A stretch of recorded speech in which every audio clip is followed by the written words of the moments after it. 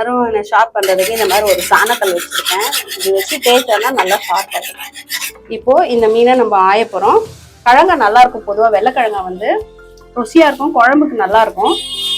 இது வந்து கிடைக்கிறது ரேரு. ஃபஸ்ட்டு இந்த ஃபின்ஸ் இந்த செதில் வந்து இது எடுத்துடணும். ஸ்கேல்ஸுன்னுவாங்கல்ல இங்கிலீஷில். எடுத்துட்டு இந்த சைடில் இந்த மாதிரி இருக்கும், இந்த மாதிரி எடுத்துடலாம். நான் எங்கள் வீட்டில் பசங்க தலை சாப்பிட மாட்டாங்க, நான் தலை எடுத்துடுவேன். பொதுவாக இது உள்ள இந்த மாதிரி இருக்கும். அழுக்கெல்லாம் இப்படி வச்சோம், இப்படி பண்ணோன்னா வந்துடும். எடுத்தாச்சு, கழுவிட்டாங்க. எவ்வளோ ஃப்ரெஷ்ஷாக இருக்குது பார்த்தீங்களா? இந்த மாதிரி வெட்டிக்கணும்.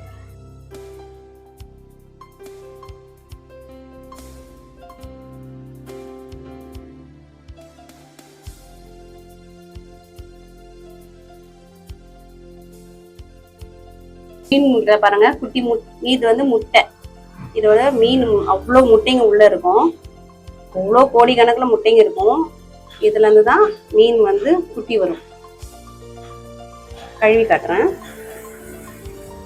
மீன் முட்டை. இப்போ நம்ம மீன் எப்படி அலசுறதுன்னு பார்க்கலாம். இந்த மாதிரி கல்லுப்பு எடுத்துக்கோங்க. கல்லுப்பு போட்டு அரைசணும்னா நம்ம செதில் கிளீன் பண்ணோம் இல்லையா, ஆனால் மிச்சம் மீதி இருக்க செதில் எல்லாம் வந்துடும், நல்லா கிளீன் ஆயிடும், நீச்சு வாடையும் இருக்காது. தண்ணியை ஊற்றி நல்லா 4-5 வாட்டி அலசிக்கலாம். மீன் குழம்பு வந்து கூட்டிக்கலாம். அதுக்கு ஃபஸ்ட்டு தேவையானது உப்பு போட்டுக்கலாம். தேவையான அளவு உப்பு, புளி கரைச்சல், மிளகாத்தூள் போட்டுக்கலாம். 3 பேருக்கு குழம்பு வைக்க போகிறேன் ஒரு வேளைக்கு. அதுக்கு தேவையான அளவு நான் கரைச்சிக்கிறேன். தேவையான அளவு மஞ்சள். அது 3 தக்காளி பழம் வெட்டினது நான் இதுலேயே போட்டு கரைச்சிப்பேன். நல்லா இப்படி போட்டு கரைச்சோன்னா கொதிக்கும் போது நல்லா டேஸ்ட்டாக இருக்கும். மீன் குழம்பு வந்து கூட்டியாச்சு. அடுத்து வந்து அடுப்பு பற்ற வச்சு மீன் குழம்பு தாளிப்போம். அடுப்பு பற்ற வச்சுட்டு வானலியை சூடாகிற வரைக்கும் வெயிட் பண்ணுவோம்.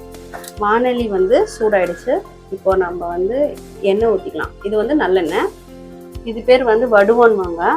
இது வந்து மீன் குழம்புக்கு, காரக்குழம்புக்கு, நம்ம கீரைக்கு இதெல்லாம் போட்டால் சூப்பராக டேஸ்ட்டாக இருக்கும், வாசனையாகவும் இருக்கும்.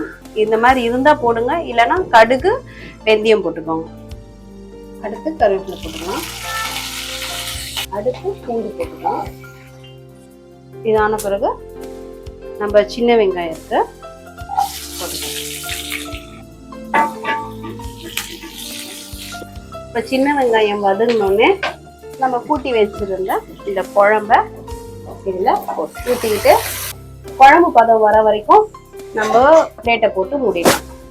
அது டிஸ்டர்ப் பண்ணாமல் சிம்மில் வச்சுக்கணும். குழம்பு வற்றி கொதிச்சிச்சு. இந்த ஸ்டேஜில் நம்ம மீன் போடலாம். இப்போ நான் மீன் முட்டை வச்சுருந்தேன் இல்லையா, இது எப்படி நம்ம பண்ணலாம் அப்படின்றத காமிக்க. இதில் நான் இந்த மாதிரி குழம்பு கொஞ்சம் ஊற்றிப்பேன். கொதிச்ச குழம்பு இப்படி ஊற்றிப்பேன். இது இப்படி வச்சுக்கலாம். இப்போ நம்ம மீன் போட்டுக்கலாம். குழம்புல போட்டு நல்லா அந்த குழம்பு ஃபுல்லாக மீனில் முக்கிற மாதிரி போட்டுக்கலாம். அப்போ தான் வேகும். இதெல்லாம் மீன் முட்டை அது குழம்பு ஊற்றி அதே இதை நடுவில் வச்சுட்டு தட்டி போட்டு மூடிட்டோன்னா ஒரு 10 நிமிஷம் அப்படியே வச்சுட்டோன்னா மீன் குழம்பு கொதிச்சிடும். சுவையான மீன் குழம்பு ரெடி ஆயிடுச்சு.